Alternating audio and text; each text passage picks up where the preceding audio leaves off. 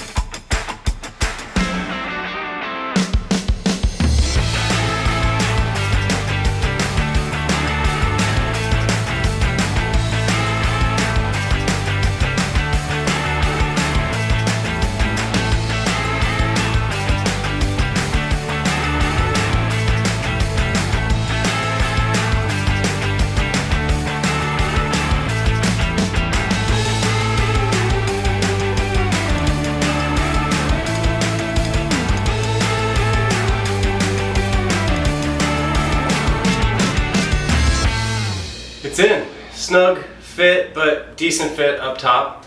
I'm not gonna cinch these down yet because this has to get removed for doing the forward skin here. I'll just leave it as is for now. I checked, this roll bar is still perfectly perpendicular to these rails, which is where we want it to be. So I think the next step is to get out the rest of this quagmire and see how it fits. The initial fit is going to be a little eye-opening, I think, because it's going to show just how much work I have to do, which equates to how much yelling and bitching and moaning and swearing I'm going to have to do down here in the garage. Ask anybody with an RV-7, what was the most frustrating part of the build? If they don't say the canopy, then they didn't build a slider. It was a tip-up guarantee. That's what I've heard from nearly every single person who has built one of these, that the slider is going to provide the most frustration out of any portion of the build. I'm excited. I can't wait. Let's get going. Now, at first glance, this thing seems to fit just fantastic, but poking in just a little bit with a right angle and a ruler, and I can already start to see that there's going to be some adjustment needed. Now, if you remember how hard it is to adjust these materials back when I was trying to do the roll bar, I am not looking forward to the amount of adjustment that I think is going to be necessary to get this slider frame to fit. That said, I can't fly this thing as an open top, so let's go ahead and get started.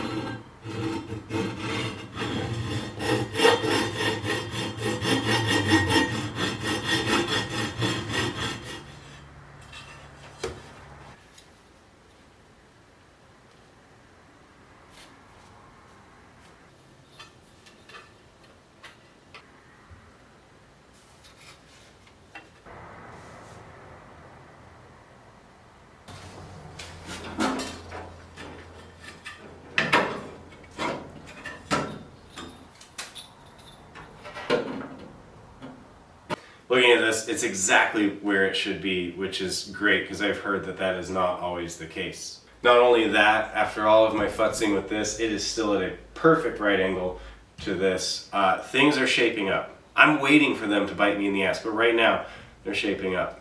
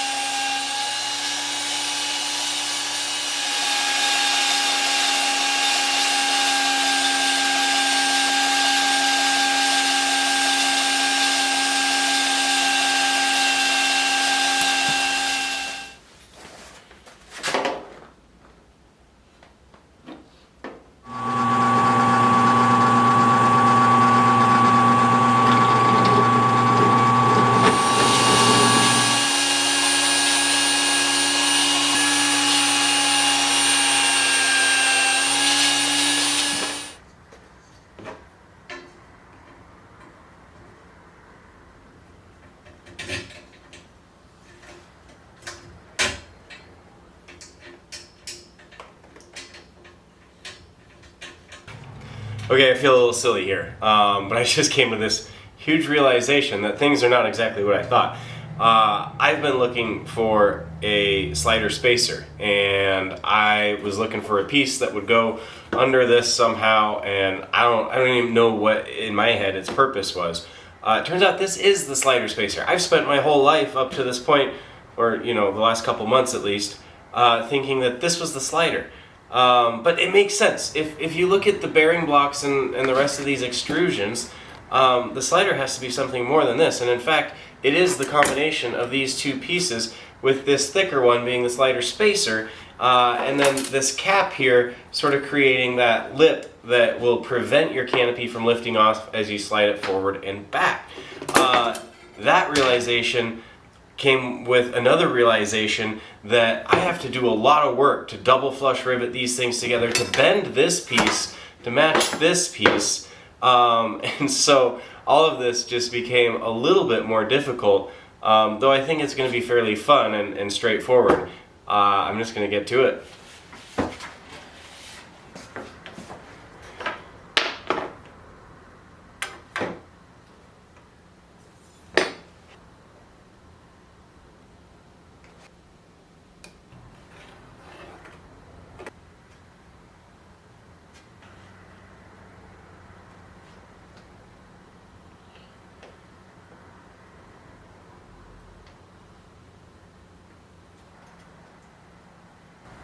If I'm going to somewhat unadvisedly use the spacer to help bend this, I gotta be careful that I don't inadvertently bend the spacer straight as I'm bending the slider rail curved. I'm gonna be really careful. I'm gonna try to impart some bend, but likely what I'm gonna need to do is create another little bending form out of some plywood. We'll see how this goes first, and then what additional actions I need to take to get these two to match up.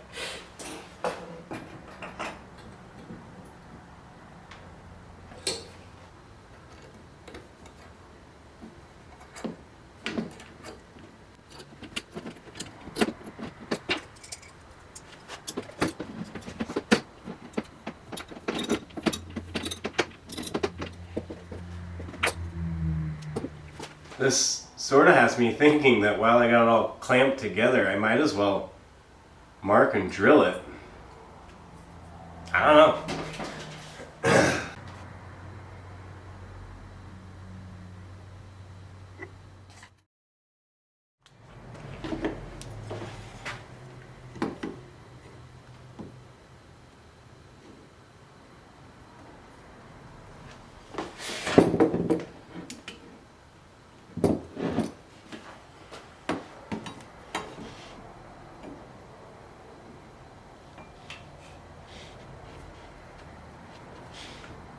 Now, if I seem reluctant to take these clamps off, it's because I am.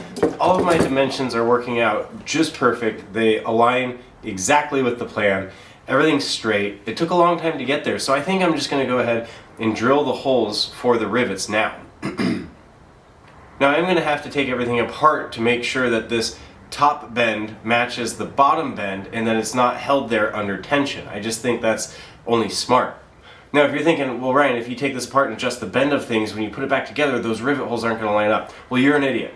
That's because during this entire process, I've been checking to make sure that the bend of the angle up front is exactly what the plans describe. However, while that angle is perfect, it is under a bit of tension. And so what I need to do is make sure that these pieces will fit back together, but not under tension.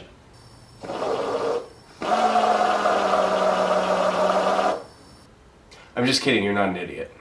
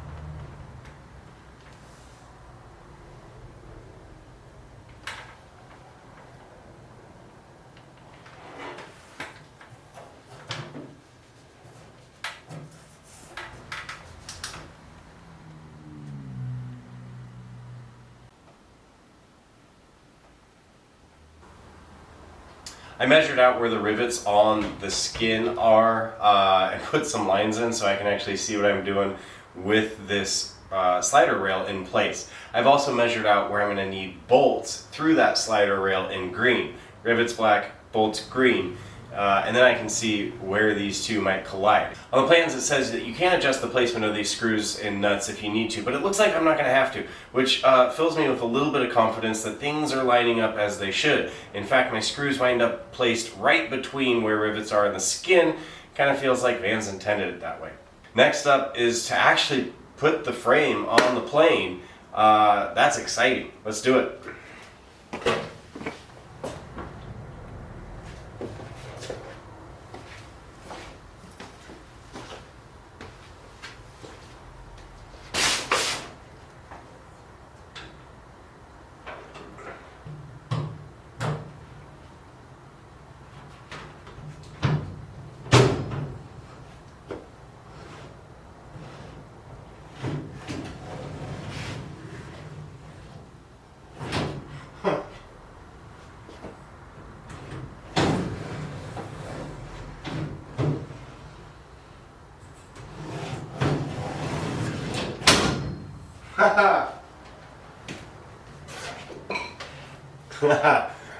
Alright, so it didn't take me long to start narrowing in on areas that need to be adjusted and finding ways to adjust them. Hence this contraption. And this is nothing more than a couple blocks screwed together to allow me to put concerted force in different areas of the bends that need to happen. So far, I've determined that the majority of this lower run is okay, but back here, it needs to be bent in more. And by reading the instructions and reading the PDF that Scott directed me towards, I realized, and thank goodness I did some research beforehand, but in order to get that back there to swing in, we actually need to impart some bend a little earlier in it, because that's going to control kind of where that lands and the trajectory of this whole thing.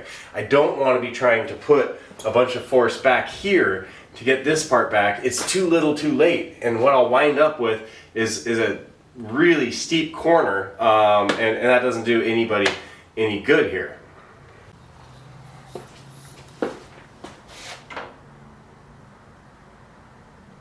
We're going to skip through this fairly quickly, and I'll tell you why. These lower rails are not the area I should be concerned about. They are not the area I need to bend, and quite frankly, they are nearly impossible to bend.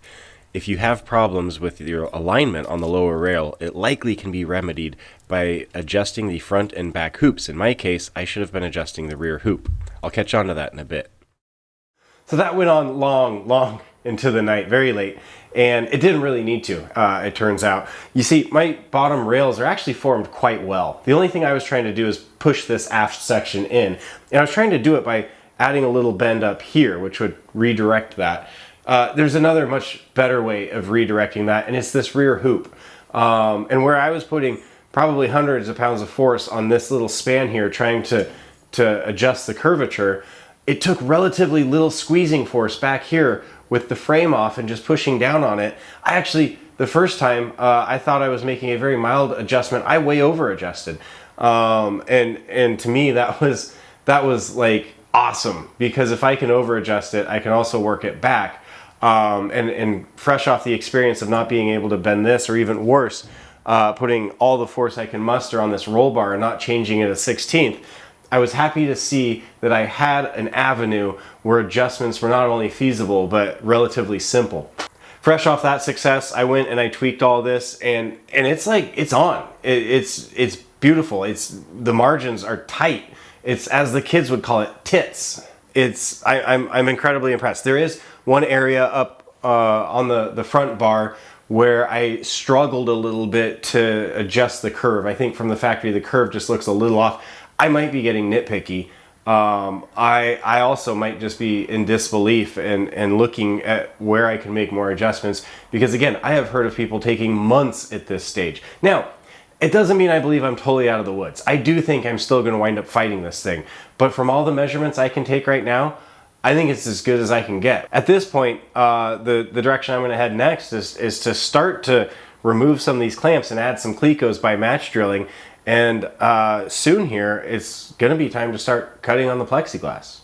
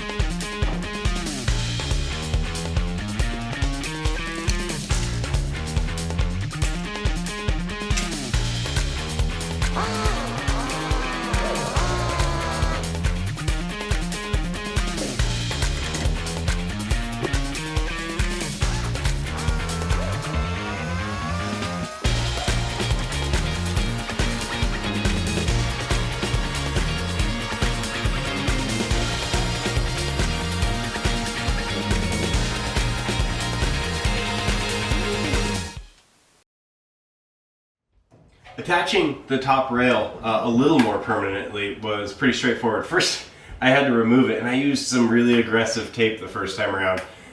So rather than just trying to pry it up, which surely would have bent this thing, I cut it off with a little piece of string and cleaned up the old adhesive. From there, I decided that all the holes along here should be drilled on the drill press. That'll give me a guide to make sure I'm going straight through as possible the skins so that I can hit them square in the middle where those bolts that attach this thing will eventually need to be. I also drilled the front hole for the supporting rod, and from there it was time to match drill it onto the plane. Now I forewent the aggressive double-sided tape because I didn't want anything in between there. Instead, I used the Van's suggested method of duct tape, and I went ahead and taped it exactly where it needs to go, definitely being careful to measure so that this thing's centered, and then match drilled these two holes. Now, if something goes catastrophically wrong, much like the side rails, I still have a number of other holes that I can utilize to make small adjustments and then re-drill these. I don't think that's going to be required. I think it's pretty good. Again, I've taken a lot of measurements and everything seems pretty square on. There's really nowhere else to go except to start cutting some plastic, which scares the devil out of me, but also excites me. So I'm going to go ahead and for once free my living room of a giant plastic bubble and get it down to the garage. Plastic bubbles are going to have to wait, or else you'd have nothing to look forward to next time. You don't want to spoil that. Besides, be appreciative of what I gave you this time around. I'm tired. I'm done editing video. I'm going to go eat some ramen. But I do hope that I will see you next time here on Ryan Flies. As always, thanks for yada yada yada yada.